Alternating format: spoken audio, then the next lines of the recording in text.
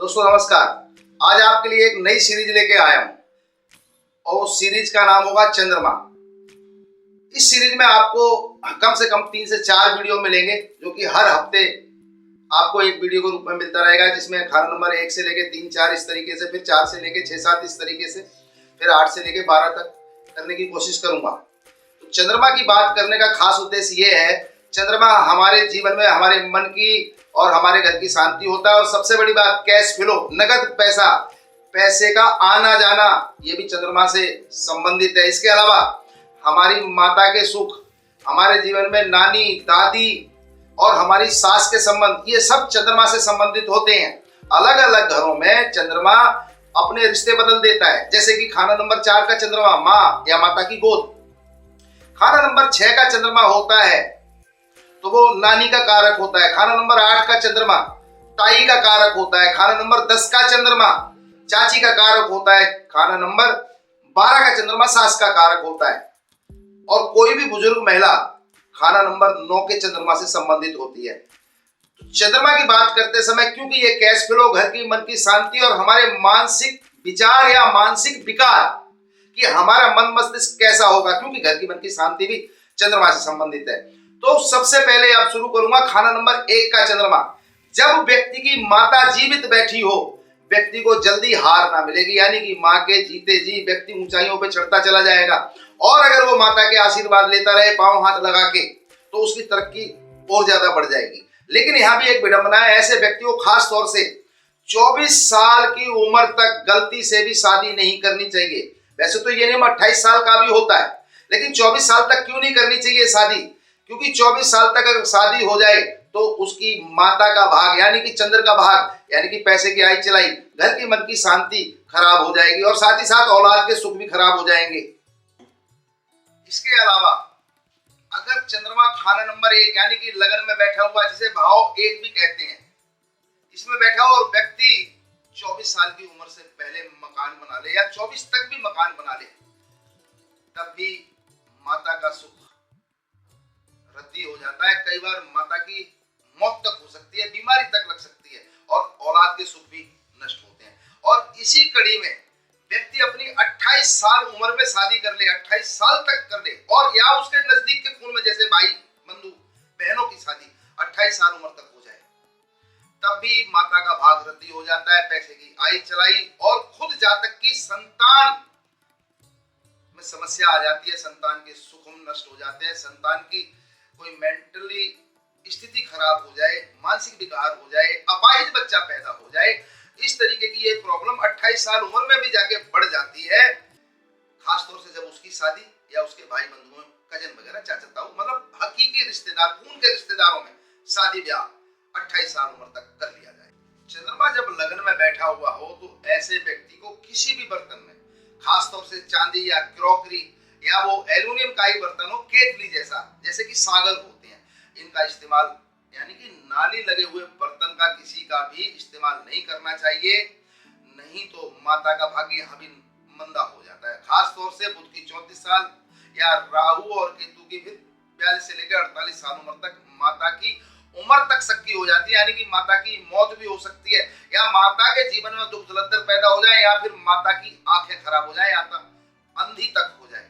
तो चंद्र खाना नंबर 1 में हो तो 28 साल से पहले शादी ना करें, खुद की भी और घर के अपने नजदीक के खून के रिश्तेदार के बच्चों की भी शादी ना होने दें। और साथ ही साथ कोई ऐसा बर्तन जिसमें नाली लगी हो, केतली जैसा, सागर जैसा, इनका भी इस्तेमाल ना करें, चाहे वो चांदी का हो, चाहे वो क्रॉकरी का हो, चाहे वो एल्यूमिनियम या स्टील, किसी भी तरह का बर्तन हो।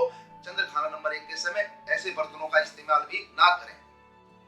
एक और बड़ी खास बात, जब चंद्रमा हमारी जन्म कुंडली में खाना नंबर 1 में हो और उसी समय शुक्र खाना नंबर 7 में आ जाए, तो सास बहू में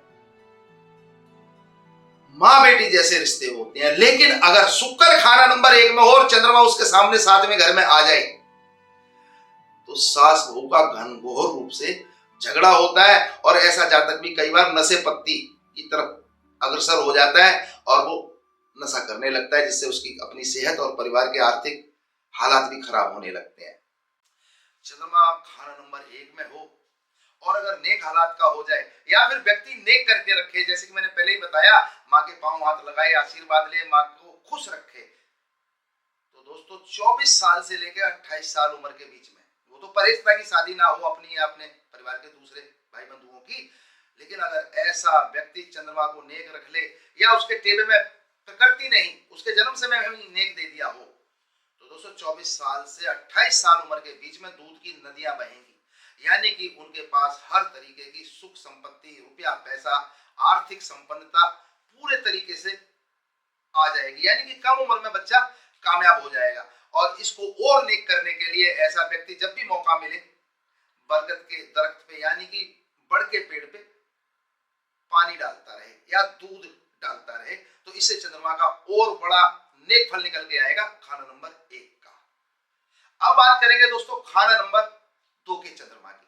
तो खाना नंबर 2 में चंद्रमा अगर मंदे हालात का हो जाए तो यहाँ बहुत ज्यादा जरूरी चीज ये है कि व्यक्ति अपने घर में मंदिर बना के घंटी घड़ियाल बजा के घंटी से भी पूजा ना करे।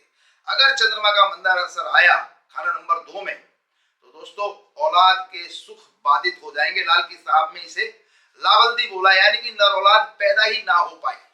तो दोस्तों खाना नंबर 2 का चंद्रमा हो तो मैं तो वैसे भी कहता हूँ कि घर में मंदिर बनाना नुकसान ही देता है, क्योंकि मंदिर की मर्यादा हमारे घर में कभी भी पूरी नहीं हो सकती। मंदिर में गृहस्थ और गृहस्थ में मंदिर हकीकत में किसी भी शास्त्र में अलाउड ही नहीं है, लिखा ही नहीं है।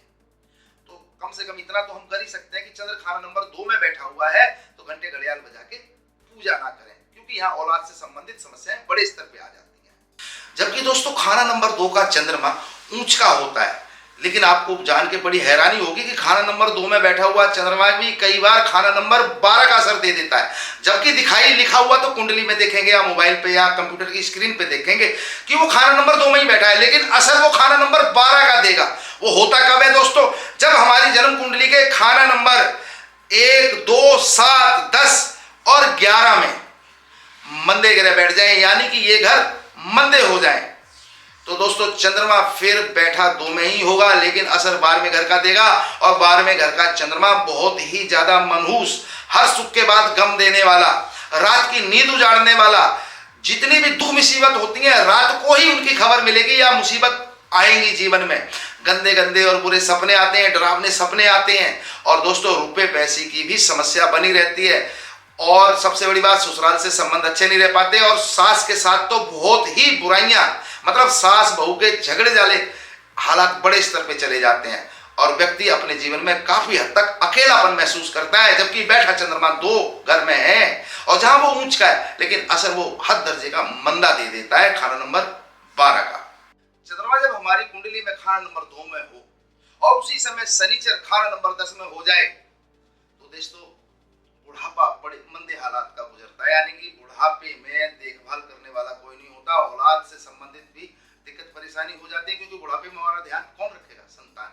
और ऐसे ही चंद्रमा जब खाना नंबर 2 में हो और बृहस्पति भी खाना नंबर 11 में आ जाए, तब भी दोस्तों बुढ़ापा मंदा होता है। यानी कि चंद्रमा खाना नंबर 2 में हो या उसी समय शनि खाना नंबर 10 या फिर बृहस्पति खाना नंबर 11 में बैठा हुआ हो, बुढ़ापा मंदा और जीवन का लंबा अरसा, काफी ज्यादा वक्त बड़ी दिक्कत और परेशानियों के साथ गुजरता है। और दोस्तों चंद्रमा खाना नंबर 2 के ही समय अगर बुध खाना नंबर 6 में आ जाए, और आप देखेंगे चंद्रमा खाना नंबर 2 में ऊंच का है और बुध खाना नंबर 6 में ऊंच कहा जाता है लाल किताब सूत्रों में, लेकिन दोस्तों नजर कमजोर हो जाती है, नजर पे बुरा असर आता है, नजर बिनाई खराब हो जाती है। दोस्तों चंद्रमा 2 के ही समय अगर हमारी जन्म कुंडली के खाना नंबर 9, खाना नंबर 10 और खाना नंबर 12 में अगर पापी गिरे का मतलब राहु केतु शनिचर ये आके बैठ जाए, तो दोस्तों माता की उम्र कम तक हो जाती है। माता की उम्र कम, यानी कि माता कम उम्र में ही स्वर्ग से धार जाएगी, इतना बुरा असर आता है। जबकि आप पाएंगे चंद्रमा खाना नंबर 2 में ऊंच का होता है, तो इसको तो सब फल अच्छे ही देने चाहिए ना। वृष राशि में ऊंच का माना गया, और लाल किताब तो काल पुरुष कुंडली के अनुसार ही चलती है, या यूं समझ लें कि लाल किताब का नियम है वो हमेशा लगन को खाना नंबर 1 मान के चलती है। तो चंद्रमा को ऊंच के फल देने चाहिए, लेकिन मैं यहाँ कहीं शादी और संतान और मकान बनाने पे भी आफत बता रहा हूँ, माता की उम्र भी किन्हीं हालात में कम बता रहा हूँ। तो दोस्तों समझने वाली बात यह है कि ऊंच बैठा हुआ ग्रह भी अकेले अपने दम पे सिर्फ और सिर्फ ऊंच फल देगा, इसकी कोई गारंटी नहीं है। और ये अकेले चंद्रमा पे नहीं, सभी 9 ग्रहों पे ये सूत्र अप्लाई होते हैं।